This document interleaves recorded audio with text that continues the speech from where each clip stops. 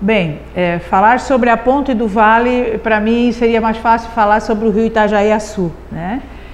Talvez uma pessoa da outra área pudesse falar com muito mais desenvoltura sobre essa ponte, né? E eu poderia... Assim, a relação, sim, chegaremos lá. Então nós temos que ver que o nosso rio Itajaí-Açu, ele já foi responsável pelo transporte de toda a riqueza que chegou e saiu para aqui, para Gaspar. Então aí no vídeo nós temos uma balsa de carregadores de madeira, né? Nossa grande riqueza foi a madeira que era extraída e aí amarrados os troncos uns aos outros, feito uma espécie de uma jangada e uma cobertura onde o jangadeiro, ou a pessoa que ia transportando, ele ia ali em cima e fazia sua comida, que às vezes demorava 2, 3 dias a viagem, né? Ou o frete, ou o transporte dessa madeira até o porto de Itajaí. Bem, mais tarde nós também temos, por exemplo, assim, o rio Itajaí-Açu como sendo o lugar do estaleiro mais forte do sul do Brasil.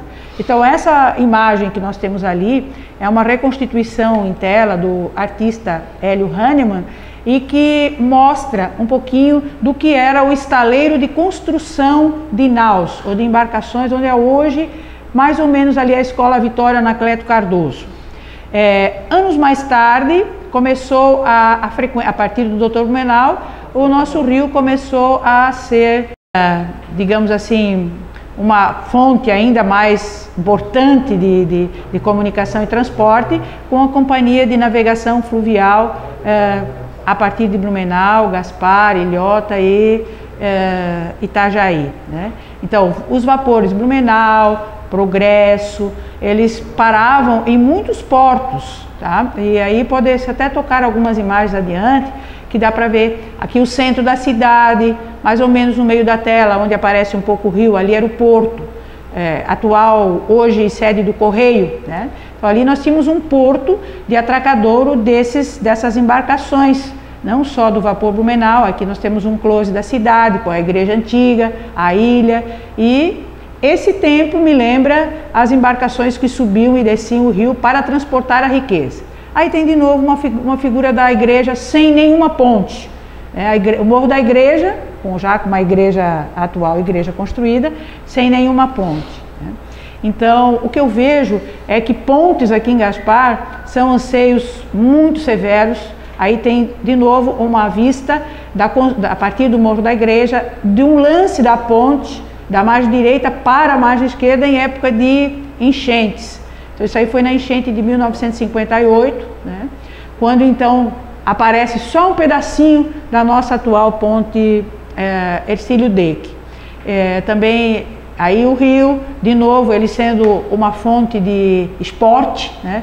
Então eram veleiros, eram regatas. Então o Clube de Regatas América de Blumenau, ele usava bastante a nossa... Aí tem de novo um barco, né? De esporte, de corrida e tudo mais assim. Então o América é o último clube de regatas aqui do Vale do Itajaí, que lembra a importância da raia, que é esse leito de rio aí. Aqui nós vemos também os primeiros motores de popa, né? Nas embarcações do rio Itajaí-Açu.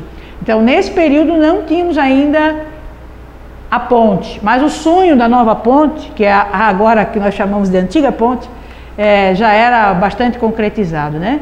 Então o que eu vejo que nós precisamos, para poder contar, e você me fez a pergunta, como será que vai ser contada a história dessa ponte do Vale, né, daqui a uns anos? Seria interessante que o poder público tivesse um certo zelo pela imagem, pelo resgate, pela documentação da história, dos fatos históricos da atualidade, porque a gente hoje pode contar do passado em função dos álbuns de família, que as famílias tinham. Hoje, com a fotografia eletrônica, quase ninguém mais está tendo álbuns para guardar, e eu vejo que o Fotoclube, já há uns 3 anos, tem feito um trabalho insistente, demoroso, até um tanto quanto caro, mas está fazendo por conta própria e não se vê iniciativa do poder público em registrar esses fatos para as futuras gerações poderem estar contando a história da Ponte do Vale, como nós estamos contando a história de Gaspar na época que não tínhamos a ponte, ou que tínhamos a ponte Hercílio Deck. Olha, muito interessante a história contada pela professora Leda Maria Batista, né, que traz aí um resgate da história do município de Gaspar, tão importante, né, principalmente para os mais jovens que não têm noção o que era Gaspar, o quanto essa cidade já evoluiu e evoluiu bastante. Eu quero falar agora sobre a reunião da SDR que houve esta manhã lá no centro de eventos do ginásio João dos Santos, onde o prefeito Celso Zucchi foi o anfitrião, né, da 99ª Assembleia do Conselho Regional de Estado e Desenvolvimento Regional, o SDR. Né? O evento foi realizado esta manhã. Entre outros assuntos que foram discutidos nessa reunião, a questão cultural de Pomerode, a estruturação do sistema de monitoramento e fiscalização ambiental de Gaspar e também o apoio financeiro para a construção da Ponte do Vale, né? E na ocasião foi apresentado aí um plano de desenvolvimento regional, né? Além da aprovação do calendário de 2013 das assembleias do Conselho Regional. Aí você tem imagens que os membros do Conselho depois foram visitar as obras da Ponte do Vale. A senhora pode ver, professora, que as cabeceiras já estão prontas, né? O trabalho que está sendo realizado, e essa obra vai beneficiar não só o município de Gaspar, mas também todo o Vale do Itajaí. Vale salientar que a gente observa o ritmo de trabalho dessa obra, e principalmente a gente sente que tem uma certa organização de acordo com o tamanho da obra. O cronograma também está tudo na ordem. Exatamente. Né? Pode ver aí que a ponte ela já tem para o lado do ginásio João dos Santos, já está tudo certo ali, quem sai para subir a ponte, a obra já está dentro do rio Itajaí-Açu, onde estão sendo feitas as fundações, o restante da obra lá pelo lado da margem esquerda, também a empresa Aterpa, né, que está fazendo essa obra, já tem experiência, uma empresa de Minas Gerais, né, que está fazendo essa obra grandiosa para o Vale do Itajaí. Eu estou conversando com a professora Leda Maria Batista, né, uma verdadeira lenda viva da história do município de Gaspar. Professora Leda, antes do intervalo, eu gostaria de comentar um assunto com a senhora que é muito importante, né, até um pouco fora daqui do nosso roteiro, o prazer, o amor pelo ofício de ser professora. Tem muitos alunos hoje de universidades que não estão querendo os cursos, né, para serem professores, pelo fato de não considerarem uma profissão importante hoje e pouco rentável. O que a senhora pode dizer em relação a isso? Eu acho, agora eu vou, não sei, eu acho, né? É minha opinião, né? Uhum. Eu acho que ser professor tem muito a ver com gostar do que se faz, né? É verdade que ser professor não começa no primeiro dia e acaba no dia que a gente se aposenta.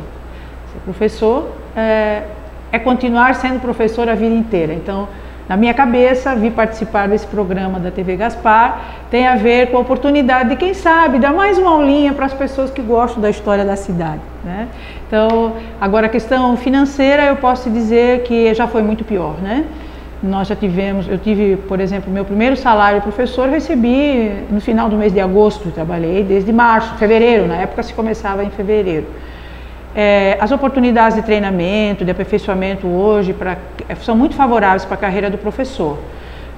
Tem uma coisa que eu acho que o professor deveria levar em conta, é que a estabilidade profissional que o professor tem não é para desfazer ou fazer com que ele perca essa sua vontade de trabalhar, mas para sim que ele valorize no mercado onde tantas pessoas estão sempre com a sua cabeça a prêmio. O professor, ele é aquela pessoa que ele pode inventar, ele pode criar, ele pode fazer, porque a sua estabilidade, enquanto ele estiver dentro dos princípios da ordem, da moral, dos bons costumes, das propostas da comunidade, a sua carreira, o seu salário, o seu emprego está absolutamente garantido, né? Então eu gostaria de dizer aos nossos jovens que não vá atrás de achar que professor ganha pouco. O professor ganha pouco, mas tem muitas profissões onde se ganha pouco, né? São poucas as profissões onde você tem estabilidade, tem, digamos assim, facilidade de conquistar a vaga e o salário é alto. Isso quase não existe no mercado, né? Então, verdade. A senhora tem razão.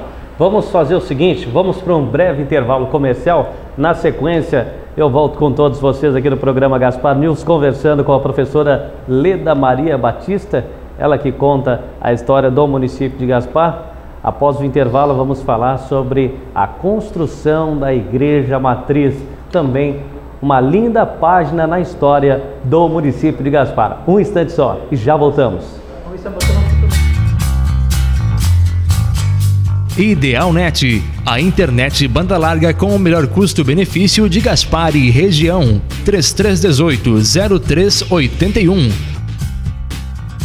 Venturini Materiais de Construção, acabamento, fundação e estrutural, hidráulicos e elétricos. Telefone 3391-5607. Marques, contabilidade e assessoria. Telefone 3332-0580. Britagem Gaspar, pedra brita, rachão, base de brita graduada usinada. Telefone 3397-2440.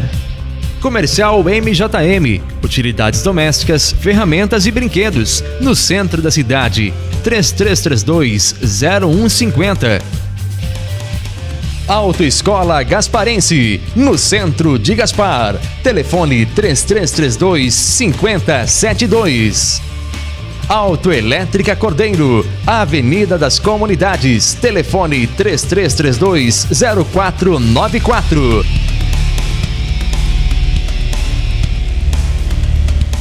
De volta com todos vocês no programa Gaspar News, aqui na nossa TV Gaspar, o nosso canal. Lembrando que todas as segundas-feiras você tem um encontro marcado com o esporte. TV Gaspar no esporte, com a apresentação do competente Gerry de Oliveira.